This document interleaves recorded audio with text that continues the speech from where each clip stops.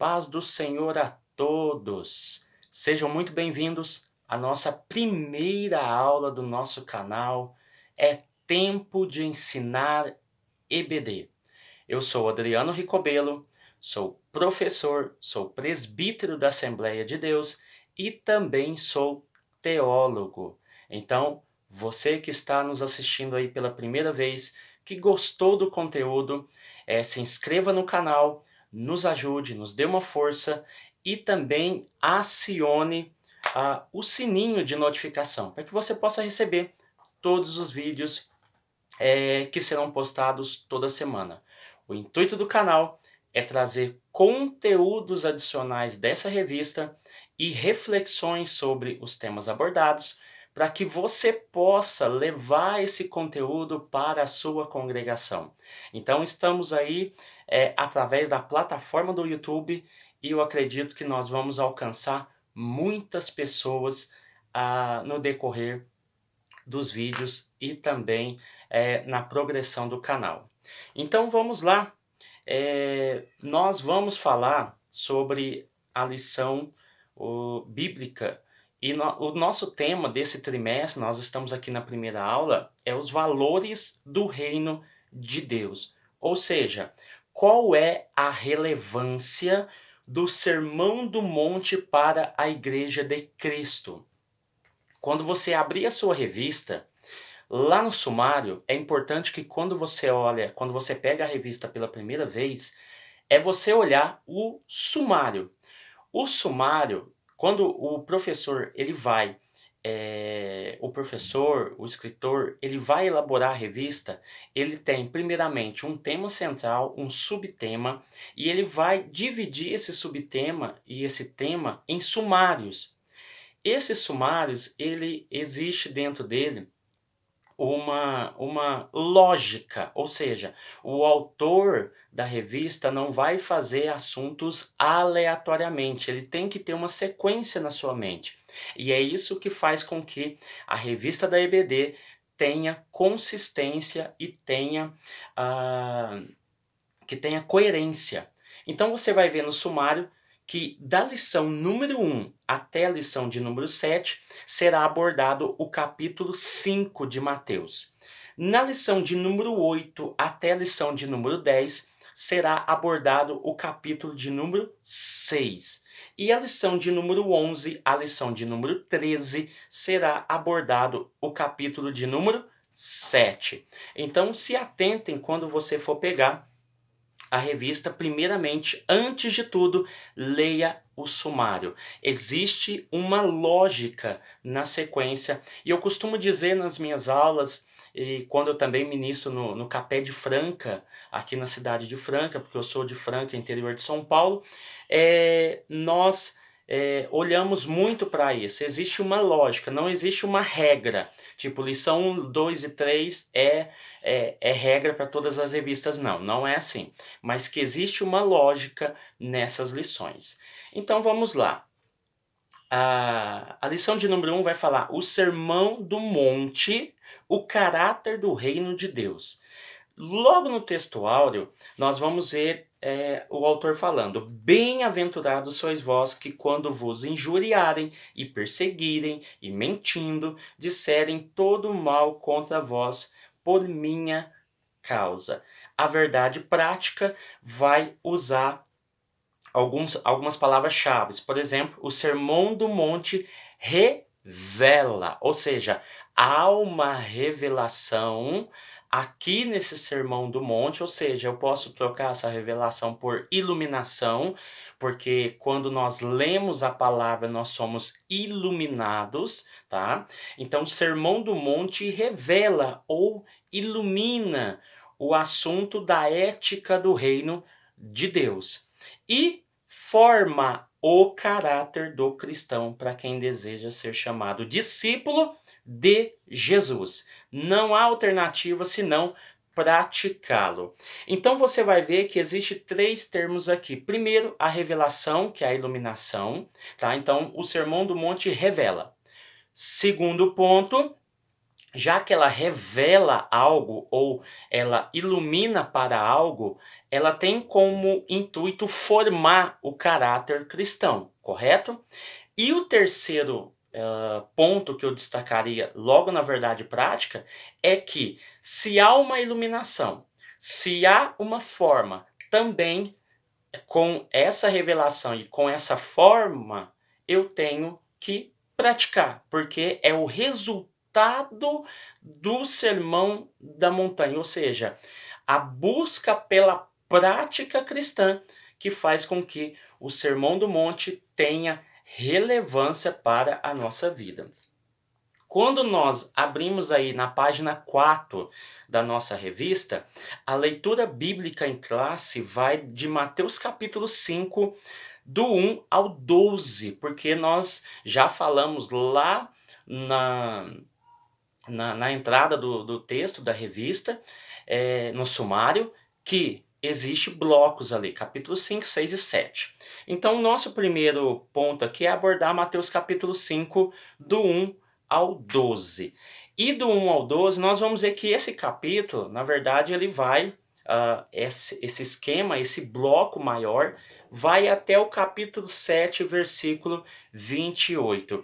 Aqui eu abro um parêntese para que seja usado como subsídio de que alguém pode perguntar em sala de aula, Adriano, ou você aí na sua escola dominical, mas e Lucas 6:20, que vai também até o 7:1? Porque quando você olha no capítulo 6, versículo 17 de Lucas, tá? Nós saímos aqui só para abrir esse leque. Você vai ver a Bíblia falando que é numa planície. E aqui em Mateus capítulo 5 é um monte. Tá, nós temos algumas vertentes, eu queria só explicar de forma bem rápida. Alguns pontos da exegese explica que tanto a planície quanto o monte é o mesmo local. Só que também eu tenho a versão dos comentaristas que dizem que Mateus está falando do monte, o monte ao qual foi especificado as bem-aventuranças e os demais sermões. Só que quando se olha para Lucas, como ele usa o termo planície, muito provavelmente também seja, por inferência, seja um outro local aonde Jesus novamente expõe o conteúdo do Sermão da Montanha. Então, essa colocação também é muito plausível, tá bom?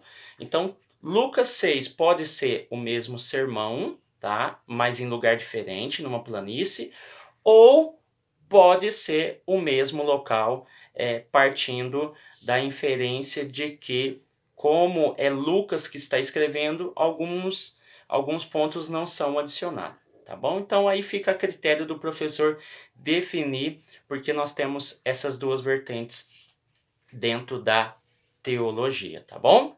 Então vamos lá. A página de número 5, nós já vamos aí para a introdução. E dentro da introdução eu já quero colocar um ponto chave. Por quê? Porque nós estamos falando do Sinai do Novo Testamento. Tá? Você pode falar isso de forma clara dentro da sua sala. É o Sinai do Novo Testamento. Por quê? Vamos lá.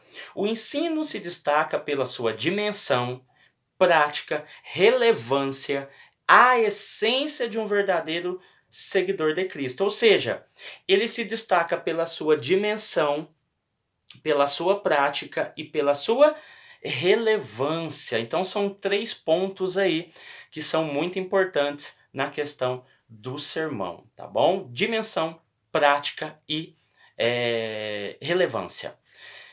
Aqui na introdução o autor ainda continua. Primeiro um instante volta-se plenamente para Deus, no outro revela o lado ético divino do reino, ou seja, amar o próximo. Então, nessas duas dimensões, nós temos a questão da volta para os critérios de Deus e depois nós temos o lado divino do reino, ou seja, o que é que o reino proporciona para os seus ouvintes. E aqui terminando a introdução, um convite, ou seja, quem está ouvindo não é obrigado a praticar. Quem está ouvindo não é obrigado a exercer aquilo que é falado, mas se faz um convite a praticar aquilo que Jesus está ensinando. O primeiro ponto aqui, o primeiro tópico da nossa revista vai falar sobre a estrutura do Sermão do Monte. Qual é a estrutura envolvida? Primeiramente, por que Sermão do Monte? Nós estamos falando aqui que é admissível que esse monte estivesse perto de Cafarnaum, geograficamente, e disse que ele está situado a 6,5 quilômetros a oeste do mar da Galileia. Então, nós vamos ver aqui geograficamente o autor nos colocando, muito provavelmente se você for em Jerusalém, quem foi aí sabe que existe ali o Monte das Bem-aventuranças, ao qual existe uma igreja no topo, tá? A Igreja das Bem-aventuranças. E você vai ver que muito provavelmente deva ser aquele local, historicamente falando, tá?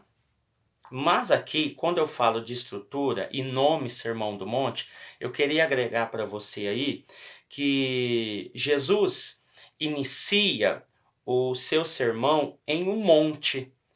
E é importante e tem relevância. Por quê?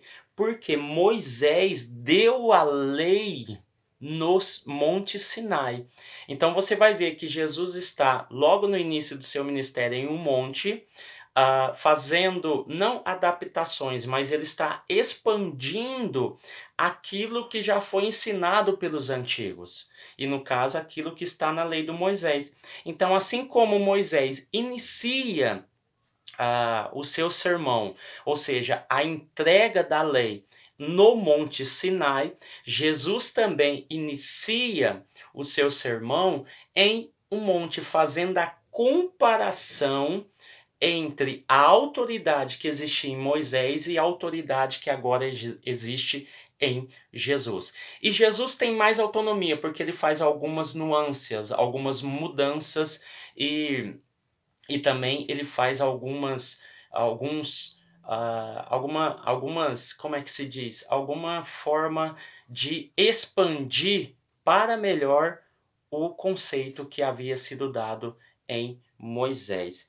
Então esse nome Sermão do Monte foi dado por Agostinho de Hipona, ou seja, o termo, né? Agostinho de Hipona no século IV, tá bom?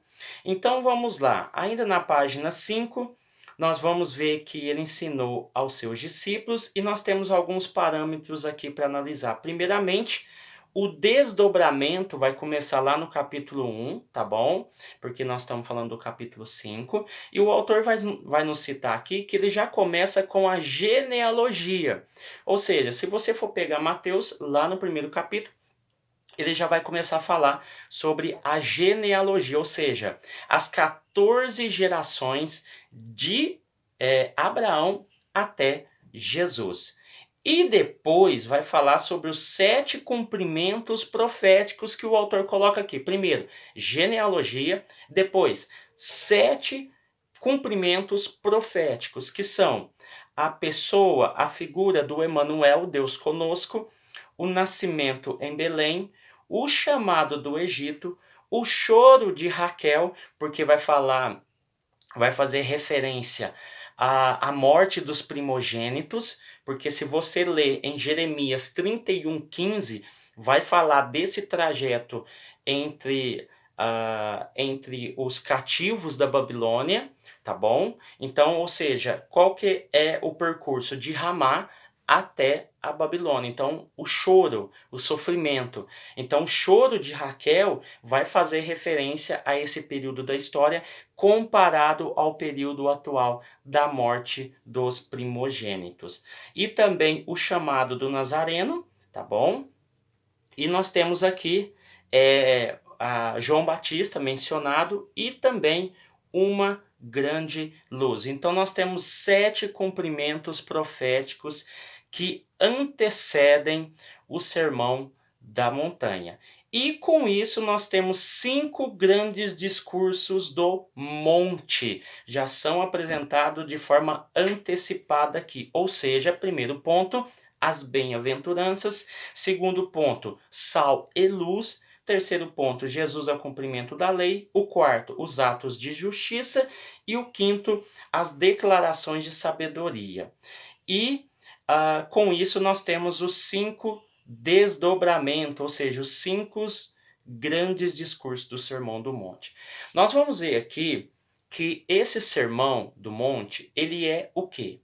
Ele é radical, ele é revolucionário, porque muda completamente o significado da lei, daquilo que foi instituído por Moisés. Por isso que Jesus é superior a Moisés, ao sacerdócio, ele é superior a Melquisedeque, ele é superior aos anjos, ele é superior a Moisés. Então você vai ver aqui que ele é um sermão revolucionário. Ele é um sermão provocativo, porque ele provoca, aguça a opinião, a afirmação, a colocação, a estrutura que já existe. Então ele é radical, revolucionário, provocativo e também, ao mesmo tempo, é muito simples. É muito simples porque ele é muito objetivo, ele é sem muita técnica, ele não é técnico, na verdade, né? Ele não é difícil de se entender, ele é muito prático, simples. É por isso que o Sermão da Montanha está relacionado à prática. Então vamos lá.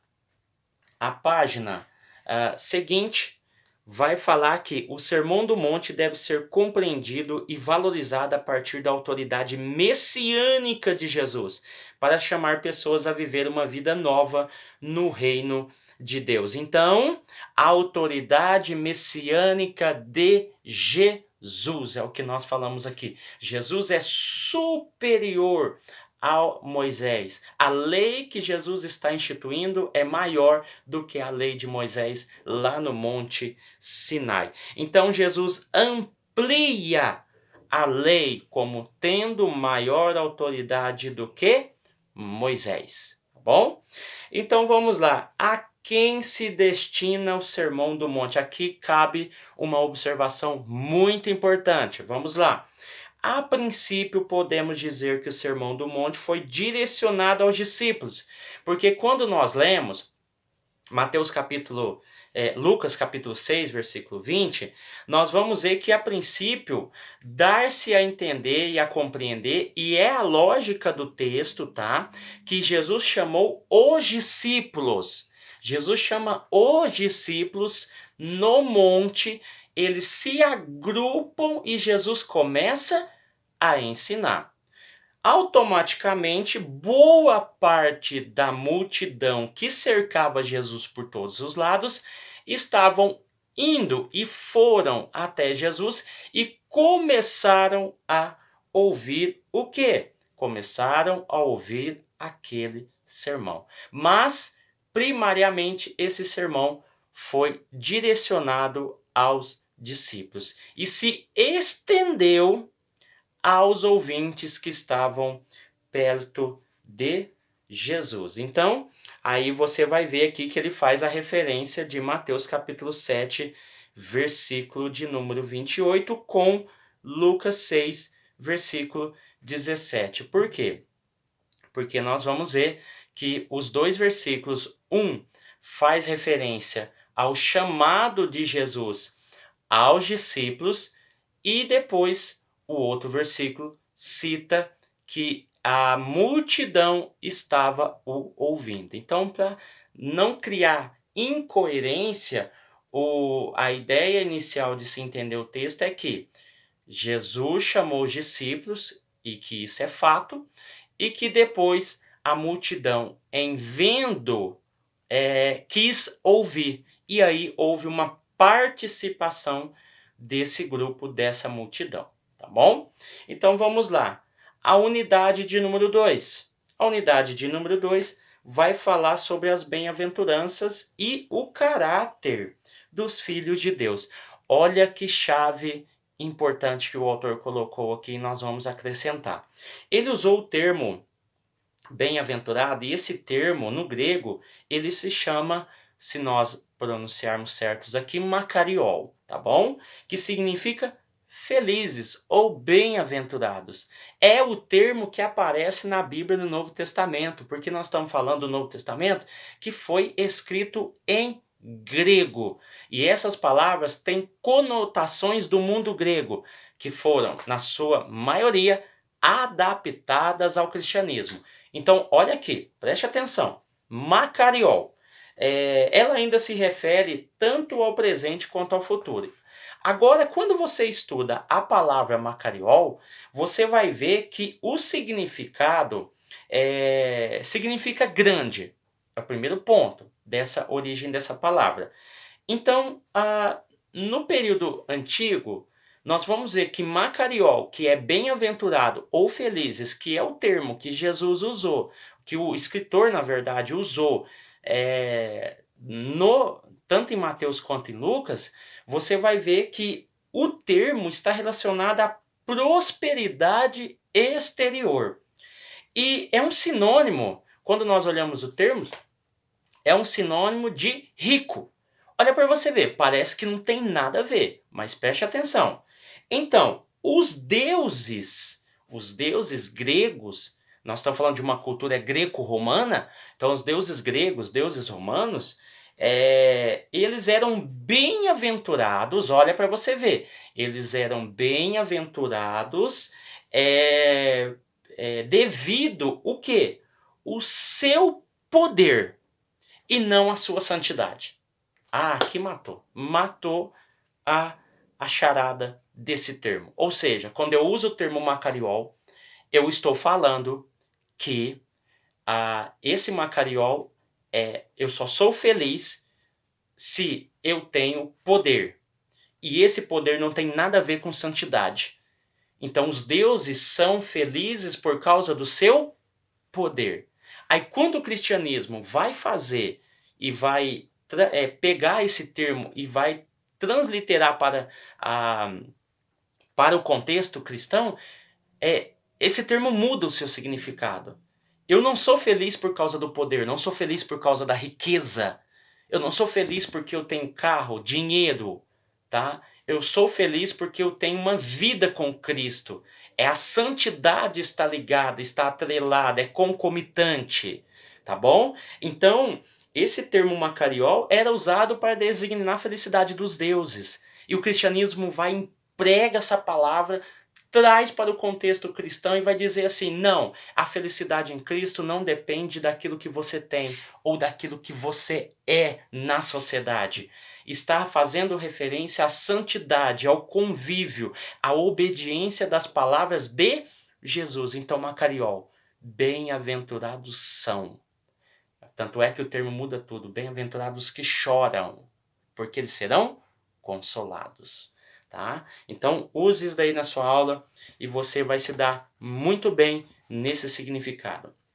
Aqui, continuando, você vai ver que vai desenvolver em nós, e é o objetivo, as virtudes. Então, novamente, a palavra virtude dentro do grego, ela quer dizer força, varonil, valor, eficiência, poder miraculoso, tá? Mas quando se é usado nesse contexto, a virtude está falando da excelência moral e da bondade. Com isso, nós temos o resultado da fidelidade do crente, que em qualquer circunstância persevera no caminho, porque cada ponto das bem-aventuranças fala de uma circunstância da vida.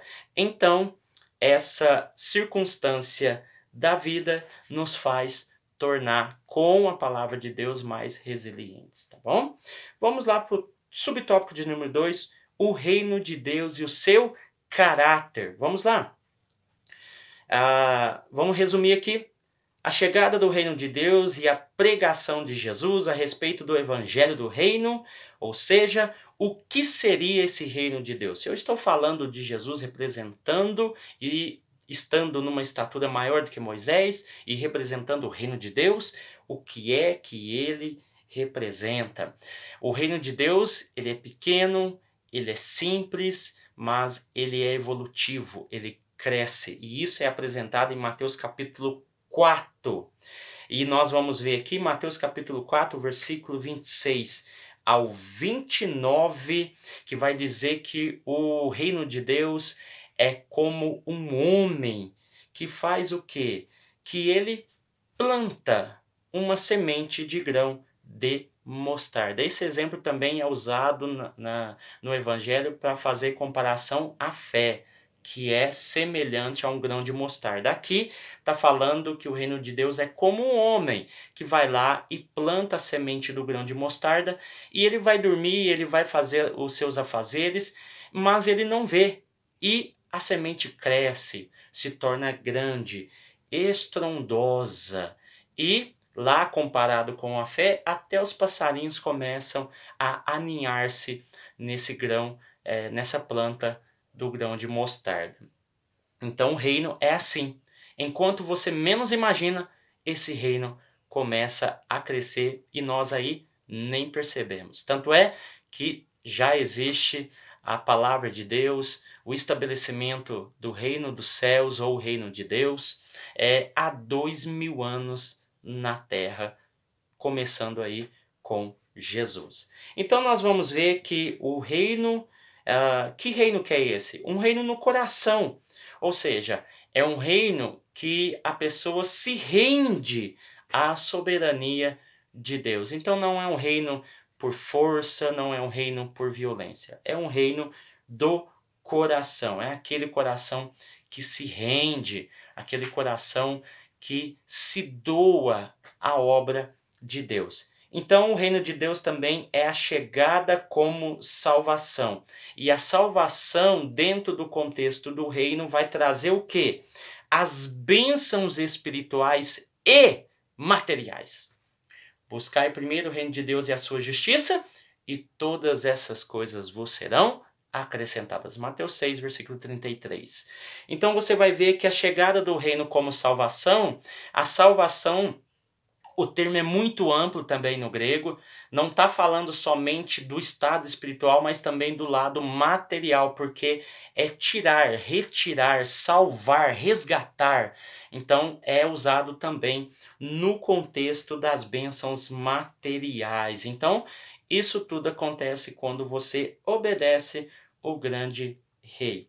O terceiro ponto é a expressão do reino de Deus, ou seja, a igreja visível e invisível é a expressão desse reino. É por onde ela age, é por onde ela movimenta-se, a igreja visível e a igreja invisível, tá bom? Toda a criação e a volta do Senhor. O universo será redimido e posteriormente haverá novo céu e a nova terra. Então, esse reino que é a parousia, agora sim e ainda não, né? A parousia, você vai ver que está também no sentido escatológico, ou seja, uma preparação para que o reino de Deus seja estipulado e estabelecido de forma definitiva. Tá bom? Vamos lá. Os súditos do reino de Deus, o subtópico de número 3 da unidade ou do tópico 2. A primeira seção do monte vai falar de 8 qualidades que formam o cristão. Primeiro ponto, fazendo referência às 7 bem-aventuranças, né? O primeiro ponto, quebrantamento. O segundo ponto, o choro, porque quem chora será consolado. A mansidão, porque quem é manso herdarão a terra. A retidão, que é quem tem sede e fome de justiça. A misericórdia, a pureza, a pacificação e também a perseguição. Então, destaca-se 8 qualidades que formam o caráter dos súditos do reino, fazendo referência às bem-aventuranças. Então, nós vamos ver aqui, para a gente resumir esse ponto, os 3 estados do sermão da montanha. Ou seja, eu tenho em primeiro plano o estado. Qual é o estado? Se você olhar aqui na revista, qual que é o estado? O estado é os que choram, os mansos, os que têm fome e sede de justiça, os misericordiosos, os limpos de coração, os pacificadores, os que sofrem perseguição. Então esse é o estado desses felizes, desses bem-aventurados. Qual é o estado? O estado está relacionado à circunstância, tá bom? E nós vamos ver também que dentro dessa ideia dos 3 estados do sermão, nós temos o estado, que é o bem-aventurado, tá bom? Então ele é bem-aventurado. A condição, essa condição é o momento ao qual ele está passando. Ele está chorando, ele está sendo perseguido. Então nós temos a condição e nós temos a recompensa, ou seja, o estado é: vocês são felizes, são bem-aventurados, ok? A condição pode ser não muito boa, porque pode estar sendo perseguido, pode estar tendo sede de justiça, fome, ou seja, esse é a condição. Mas tem o que? A recompensa. E a recompensa, eu vou só pegar um exemplo aqui: bem-aventurados que têm fome e sede. Opa, nós temos aqui, falando sobre o estado, as bem-aventuranças, a condição, eles têm fome e sede. Qual é a recompensa? A recompensa é: eles serão fartos. Então, olhe para você ver, nós temos 3: estado, condição e recompensa, tá bom? Então, vamos lá para o tópico de número 3, já começando aqui a encerrar, para o nosso vídeo não ficar muito longo, mas muito objetivo, e que você possa pegar aí o melhor dos 2 mundos, ou seja, aquilo que você estuda na sua casa e aquilo que eu tenho o prazer e a alegria de te passar, tá bom? O tópico 3 vai dizer assim, ó: somos, é uma afirmação, somos bem-aventurados. Se você reparar em toda revista da escola dominical, sempre é dividido em 3 tópicos. E sempre o último tópico, sempre, é regra. Na verdade, isso é uma regra. A unidade 3, ou o tópico 3, ela sempre, ou o autor sempre vai tentar trazer para o nosso contexto, tá bom? Então o autor sempre vai fazer isso, o escritor sempre vai trazer para o nosso contexto. Então ele faz uma afirmação: somos bem-aventurados. Então, nós estamos buscando aqui uma sociedade moralmente nova. Quando você ensina o Sermão do Monte, você está com o intuito de trazer para o ambiente eclesiástico a ideia de uma sociedade nova, tá bom? Nós temos o intuito de transformar o mundo, não é? Pela renovação do nosso entendimento. Então, pela renovação do nosso entendimento, nós transformamos o mundo. Então, Jesus tinha essa mesma ideia de trazer uma sociedade, não uma sociedade alternativa, como uma música do Raul Seixas dizia, uma sociedade alternativa. Não, não é isso. Não é uma sociedade nova através da política, seja ela pelo comunismo, seja ela pelo nazismo, seja ela pelo capitalismo, seja ela por qualquer meio político. Não é isso. A Bíblia está dizendo que essa sociedade tem que ser moralmente nova. Não está atrelado ao contexto filosófico, não está atrelado à sociedade da época, mas está atrelado aos ensinos e padrões bíblicos já estabelecidos e reformulados em Cristo, tá bom? Então somos bem-aventurados. O autor vai dizer aqui que as beatitudes, isto é, o estado permanente de perfeita satisfação e plenitude, que é estado de felicidade e serenidade, ou seja, é um estado tranquilo. Eu estou falando de uma condição. A condição não é boa, a condição é de perseguição, a condição é de ser manso, é de ter fome, mas existe uma recompensa. Então essa recompensa faz com que nós entramos em um estado de felicidade e também de serenidade.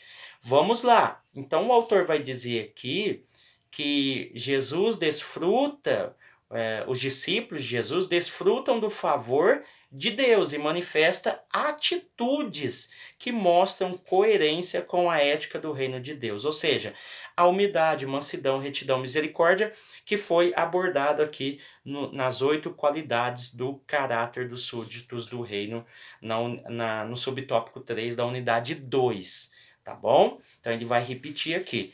Então, os discípulos de Jesus desfrutam do favor de Deus, ou seja, nós já desfrutamos desse reino.